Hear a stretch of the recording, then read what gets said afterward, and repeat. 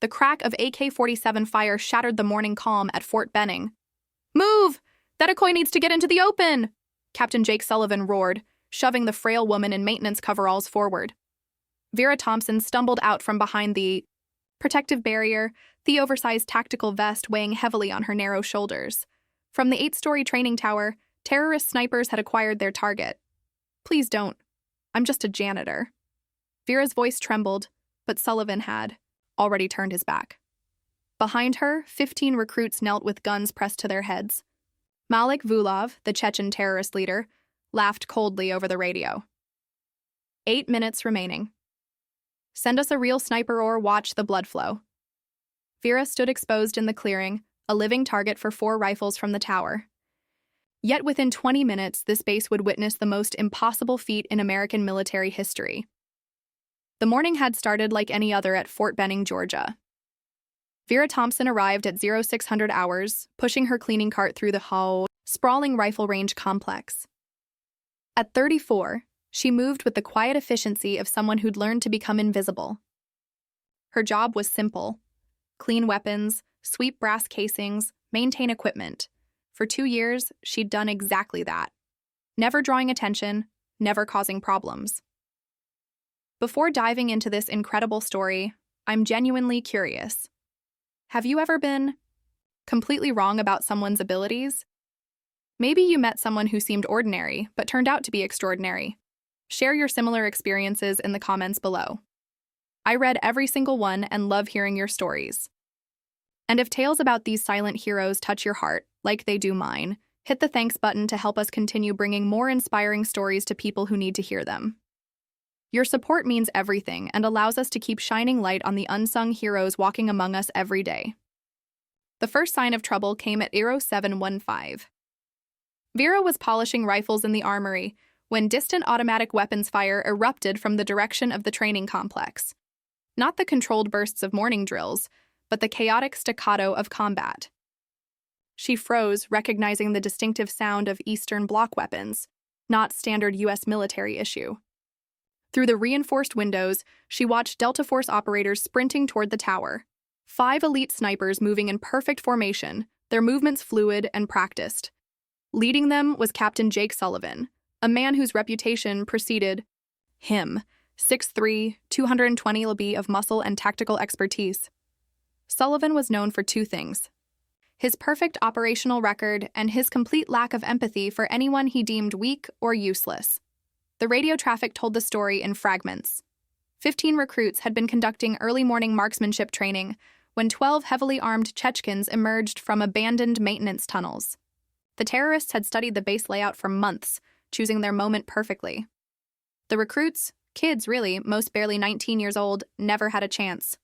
Tower secure. 15 hostages confirmed. Volkov's accented English crackled over captured. Military frequencies. You have 30 minutes to release 5 of our brothers from federal custody.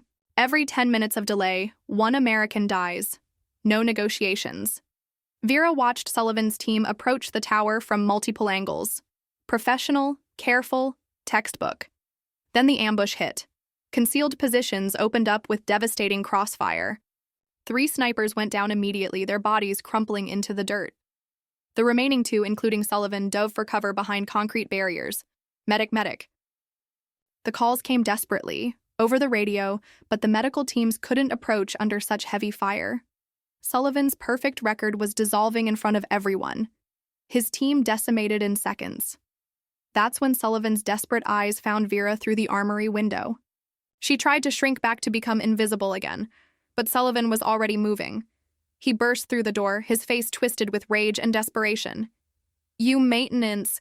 Get over here, sir! I'm just cleaning staff! I don't shut up!" Sullivan grabbed her arm, dragging her toward a equipment locker. "Can you run?" "What?" "I don't understand. Simple question. Can you run in a zigzag pattern for 30 seconds without falling down?" Vera nodded, confusion and fear battling in her chest. Sullivan thrust a tactical vest at her, military-raw protective gear worth more than her annual salary. As she struggled to adjust the heavy ceramic plates, she noticed the classified communication system embedded in the vest. Encrypted frequencies crackling with desperate chatter from command. Listen carefully. Sullivan's voice was ice cold. Those terrorists need targets. They're dug in too deep. We can't get a clean angle. But if something draws their fire, exposes their positions. He didn't finish the sentence. He didn't need to. You want me to be bait? It wasn't a question. It's that or watch 15 kids die. Your choice. Vera's hand shook as she fastened the vest. Through the window, she could see the tower. 8 stories of concrete and steel, windows on every level, at least. 4 shooters, probably more. The open ground between her position and the nearest cover was 60 yards of killing field. Master Sergeant Rodriguez, Sullivan's surviving team member, looked sick. Captain sending a civilian. We don't have options, Sullivan snarled. She runs, they shoot, we mark positions. It's tactical necessity. Vera found herself checking wind direction instinctively, noting the flags on the parade ground snapping hard left to right. 7 clicks windage at this distance. The thought came unbidden, startling her with its clarity. Why did she know that? Move when I give the signal, Sullivan ordered, pushing her toward the door. Zigzag pattern, unpredictable, make them work for it. And if they don't miss, Sullivan's expression said everything. Acceptable losses. The morning sun cast long shadows across the parade ground. Somewhere in that tower, Emma Chen, a 19-year-old recruit from San Francisco, knelt with a rifle barrel pressed against her temple. She'd joined the army to pay for college, to make her immigrant parents proud. Now she had less than 6 minutes to live. Vera stepped into the doorway, legs trembling. The space between her and the nearest concrete barrier seemed to stretch forever. Her maintenance uniform offered no protection, no camouflage.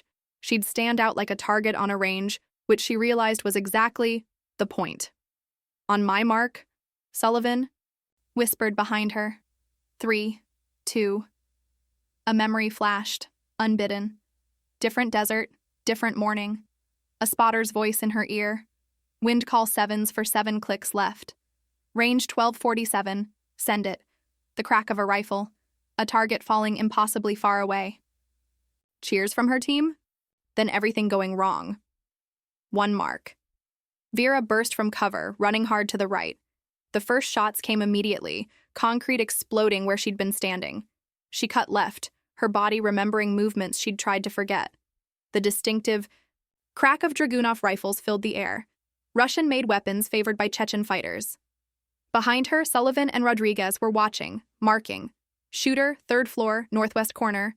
Another 5th floor center. Vera's lungs burned as she serpentined across open ground. A bullet tugged at her vest, spinning her half around. She stumbled, caught herself, kept moving. Her body knew this dance, had practiced it in places she'd sworn to forget. The concrete barrier was 10 yards away when her peripheral vision caught movement, not from the tower, from the fallen Delta Force snipers. One was stirring, crawling slowly. His rifle, a military TAC-50, had fallen just beyond his reach. Without thinking, Vera changed direction. What the hell is she doing? Sullivan roared.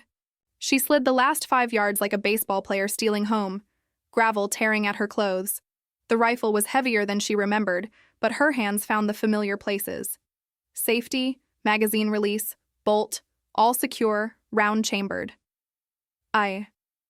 Bullet cracked past her ear, then another.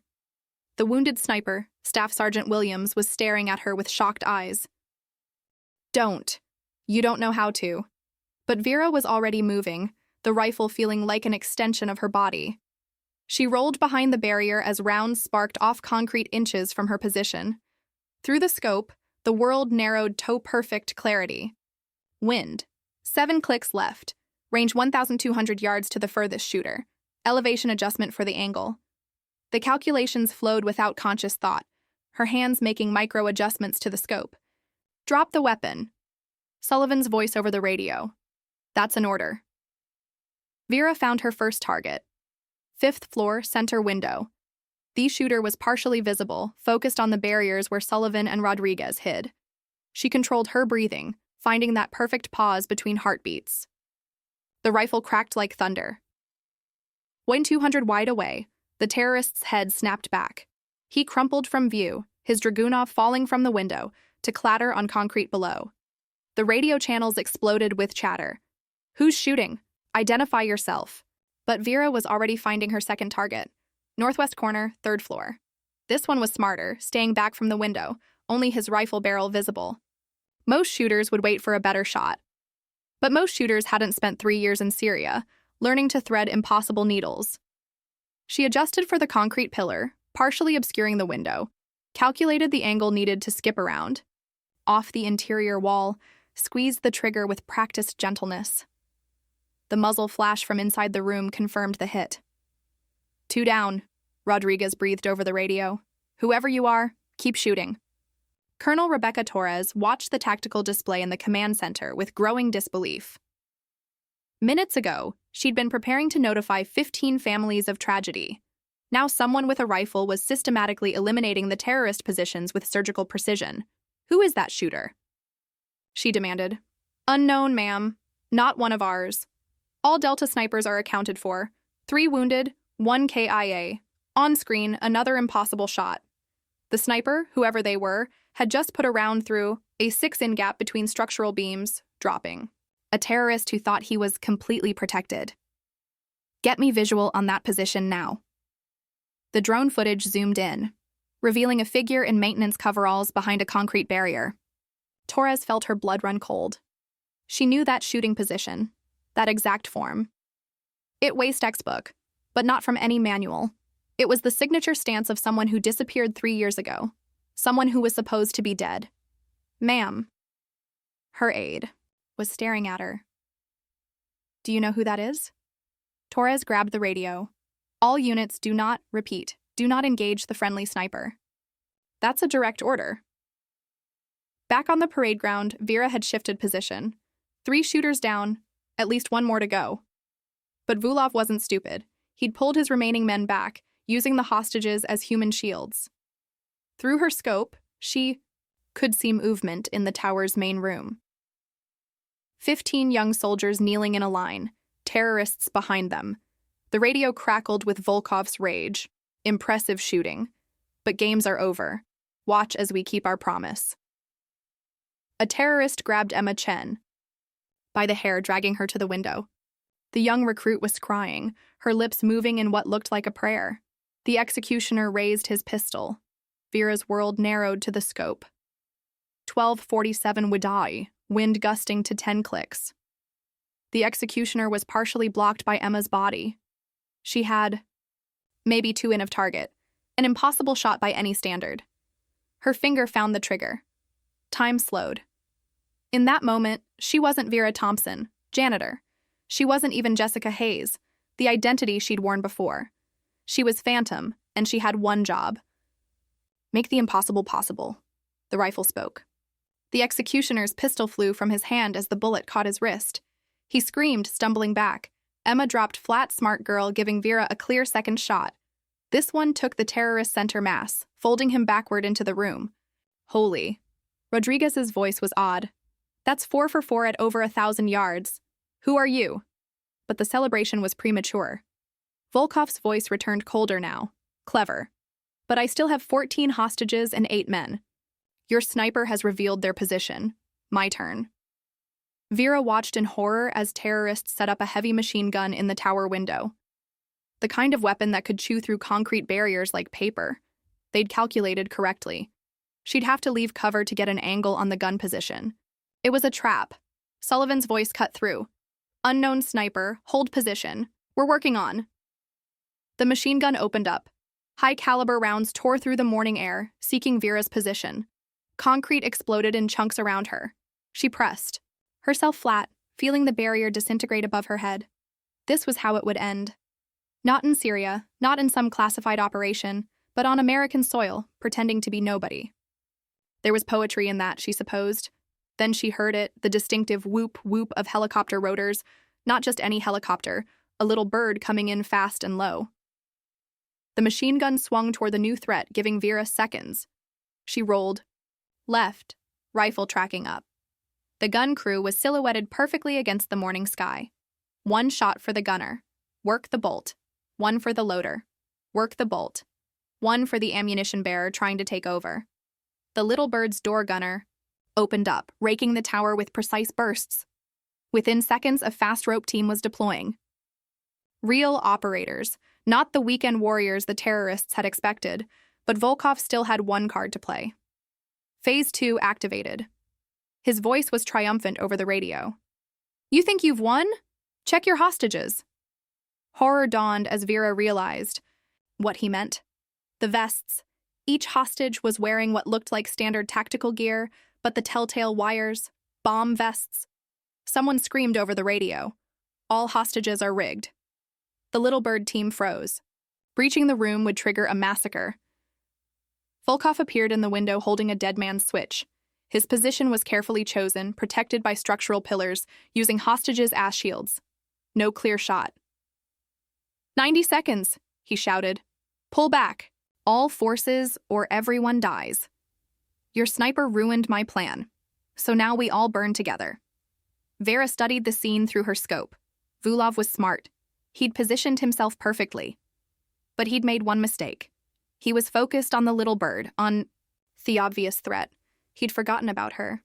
The shot would have to thread between two hostages, past a support beam, and catch Vulov in the narrow gap between his tactical vest and helmet. At 1,200+ yards, with wind gusting to 12 knots, it was beyond impossible. She began to breathe deeper, slowing her heart rate. The world faded until only the scope remained. Wind, distance, angle, target. The calculations flowed like water. Beside her, the wounded Staff Sergeant Williams had dragged himself close enough to spot. "W is gusting to 15, he whispered. "You'll never make it." Vera found that place of perfect calm, the place she'd lived in Syria, where impossible was just another word for difficult. Her finger caressed the trigger. 60 seconds. Volkov screamed. She waited for the wind to pause, for the hostages to shift slightly, for that perfect alignment of factors that would give her millimeters of opportunity. 30 seconds. Pull back, now or the windied.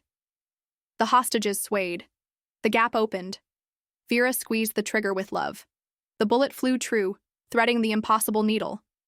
Olav's head snapped back, the detonator falling from nerveless fingers. Someone screamed, "Move! Move, move!" The Little Bird team burst through windows. Controlled chaos, professional violence. Within seconds, it was over. Vera set the rifle down gently, her hands finally beginning to shake. Around her, the world was exploding into motion. Medical teams, rushing to wounded, hostages being evacuated. Someone was shouting about securing the crime scene.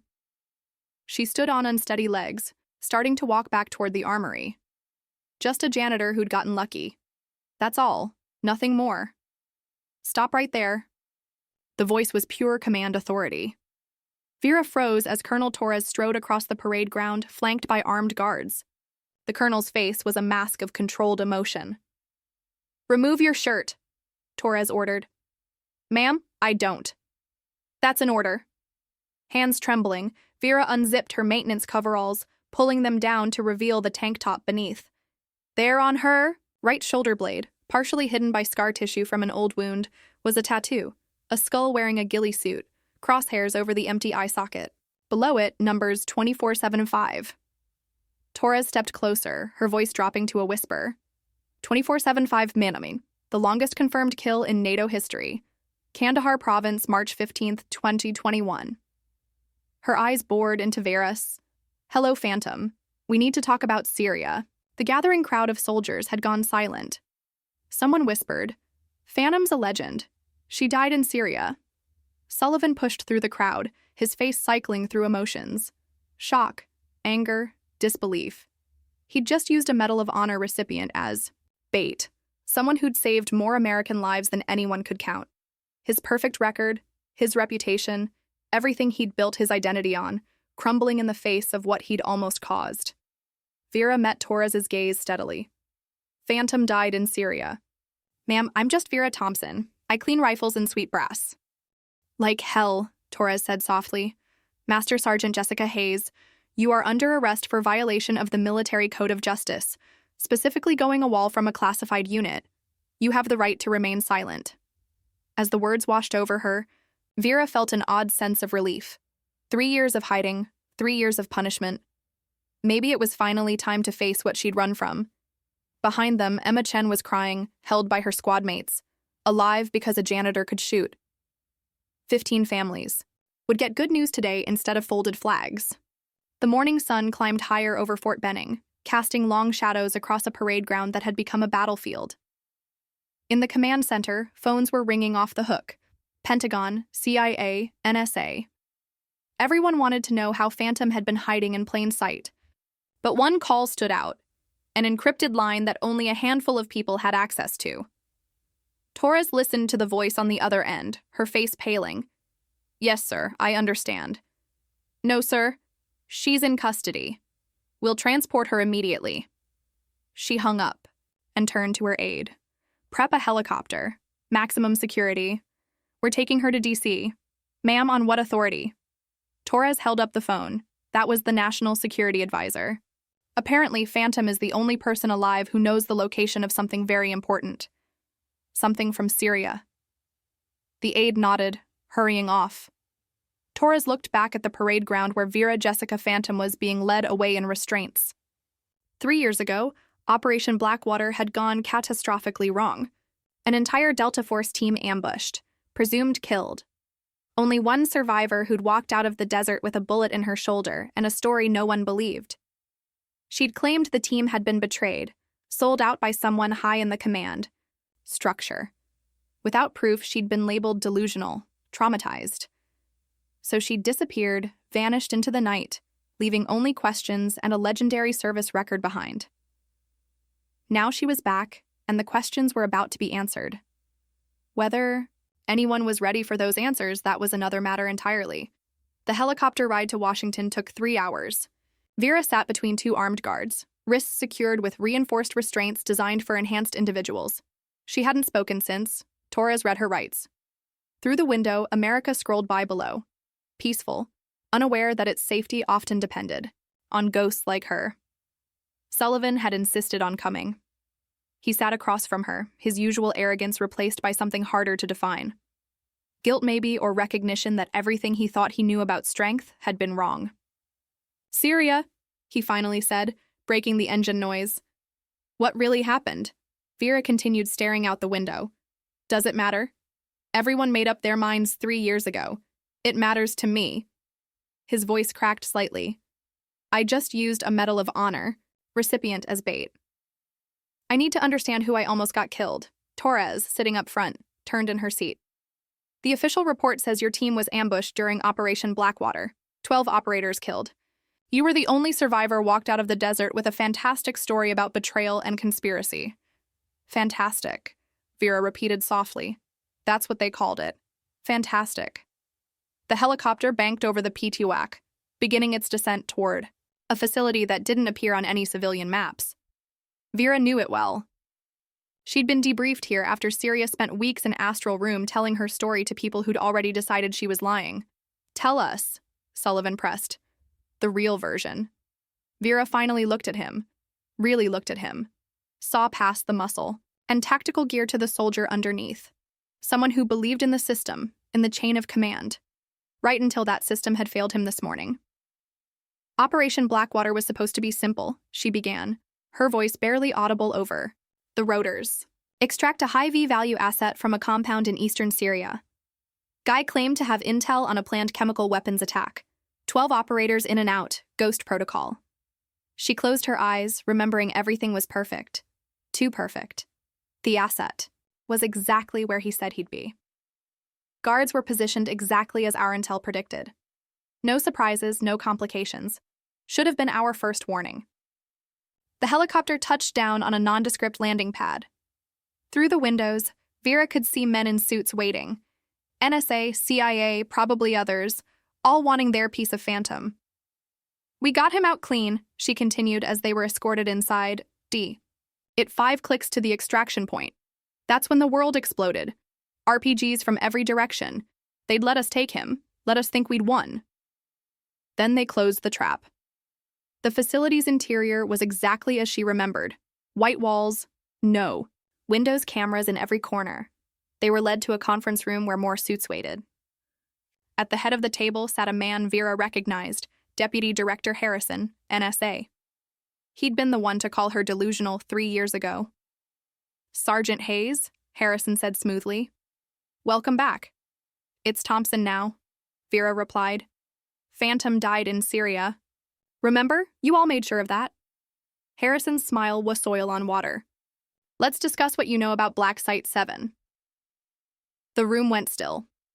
Even Torres looked surprised. Black Site 7 was beyond classified, its existence known to maybe 20 people in the entire government. "I know it's where you took our asset after the ambush," Vera said. "I know he wasn't Syrian intelligence. He was one of yours." Sullivan leaned forward. "What?" "The chemical weapons intel was bait," Vera continued, ignoring the growing tension in the room. "The whole operation was a setup. Someone wanted Delta Force operators captured, not killed. They needed us alive for something." Harrison's facade cracked slightly. "You're suggesting American intelligence betrayed an entire Delta team?" "I'm not suggesting anything. I'm telling you. What happened? Our asset, his name was Marcus Webb, by the way, not the Syrian cover identity you gave us, led us straight into an ambush. 20 operators captured, tortured for weeks, not for intel. They never asked about operations or classified material. They were running experiments." "Experiments?" Torres breathed. Vera rolled up her sleeve, revealing scars that looked like precise surgical marks. Enhanced interrogation resistance, seeing how much the human body could take before breaking. They had medical equipment I'd only seen in our own black sites. Techniques that were distinctly American in origin. The room erupted, suits talking over each other, denials and accusations flying. Harrison slammed his hand on the table. "Enough, Sergeant Hayes. These accusations are backed by evidence," Vera interrupted.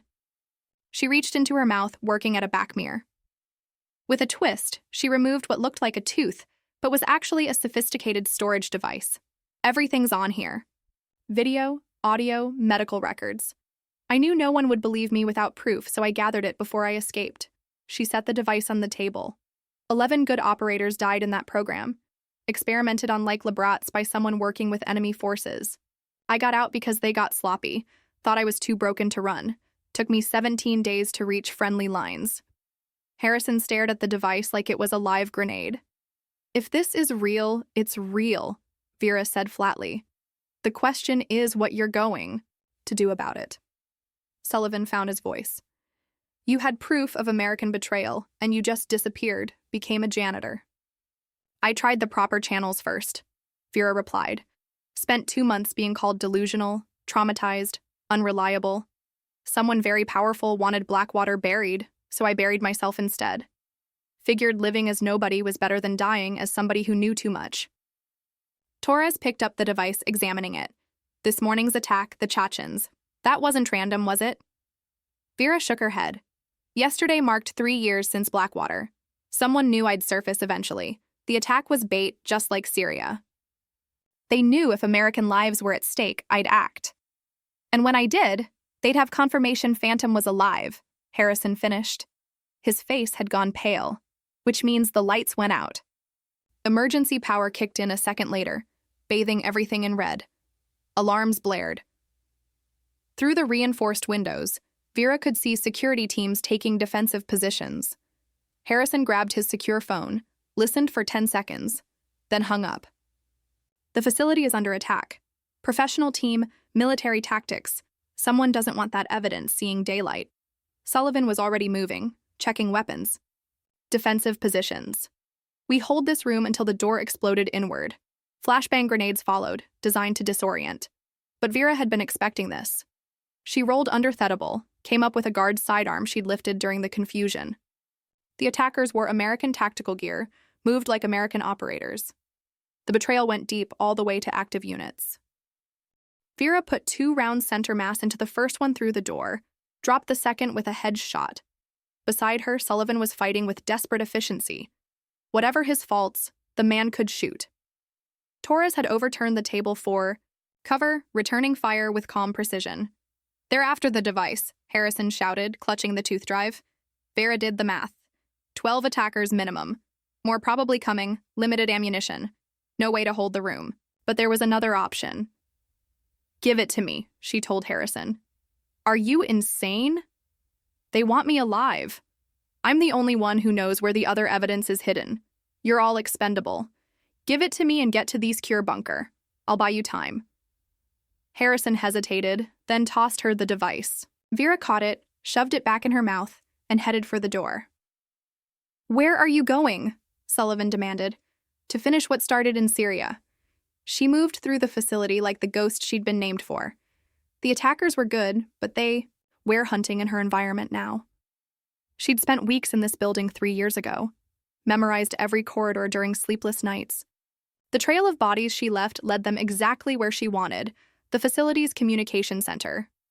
As the remaining attackers converged on her position, Vera was already uploading the contents of the device to every major intelligence network. Simultaneously, NSA, CIA, FBI, even international allies. The door burst open.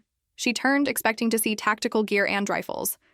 Instead, she found herself facing Marcus Webb, the asset from Syria, very much alive and wearing the uniform of a full-bird colonel. Hello, Jessica, Webb said pleasantly. I've been looking forward to this reunion. You son of a now let's be professional. You've caused quite a bit of trouble. You know, that program in Syria was producing incredible results until you ruined everything. You experimented on American soldiers. I improved them. Webb corrected enhanced interrogation resistance, as you noted. Imagine operators who literally cannot be broken. The applications are endless. People died. Acceptable losses for groundbreaking science. You of all people should understand that. How many confirmed kills do you have, Phantom? How many acceptable losses for the greater good? The upload was at 90%. She just needed to stall. So what now? You kill me? Oh no, you're far too valuable. The only successful subject to escape the program.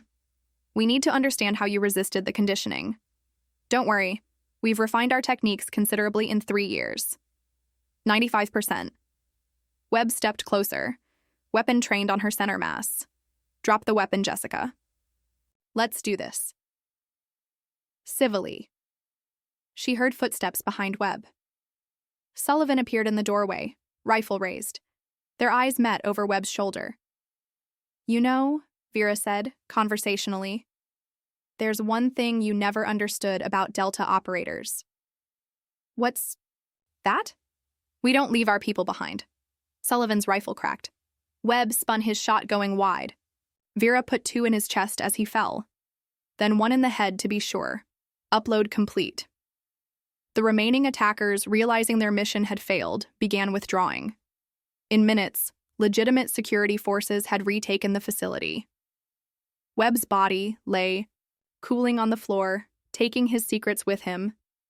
But the evidence was out there now, unstoppable, undeniable.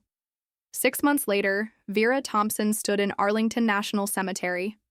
11 headstones bore the names of operators who'd officially died in a helicopter crash, but had actually been tortured to death in a Syrian laboratory.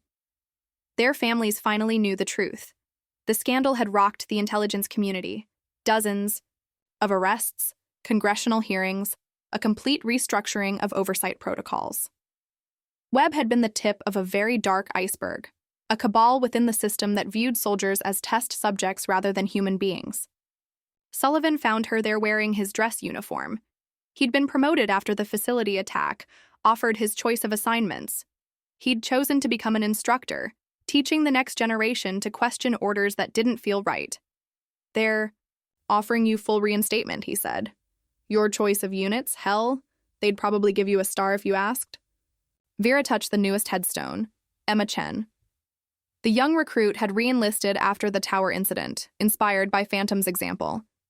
She'd died in Afghanistan last month, saving her squad from an IED. I've got a job, Vera replied. Cleaning rifles. Someone needs to maintain the weapons, make sure they work when soldiers need them. She looked at him. It's honest work. Sullivan nodded slowly. The offer stands, whenever you're ready. As he walked away, Vera noticed a small package by Emma's headstone. No name, no postmark. Inside was a single item, a tooth, not hers. A match to the one she'd carried. The note was brief. Syria was just the beginning. They know you're alive now. Be ready. A friend. Vera pocketed the device and walked back toward her car. In the distance, Fort Benning sprawled under gray skies. Somewhere in those buildings, young soldiers were learning to shoot, to fight, to trust the system that protected them. And in a small armory, rifles waited to be cleaned by a woman who'd already died twice. Once in Syria, once in DC. Third time, she promised herself, would be different.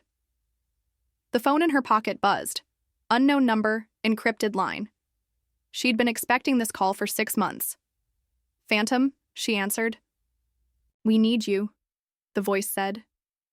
Black Site 12. It's happening again. Vera looked back at the headstones one last time. 11 names who deserved justice. Emma Chen, who deserved vengeance. And somewhere out there, more soldiers who deserved protection from their own government. Send me the coordinates, she said. Some ghosts, after all, never really die. They just wait for the next war to begin.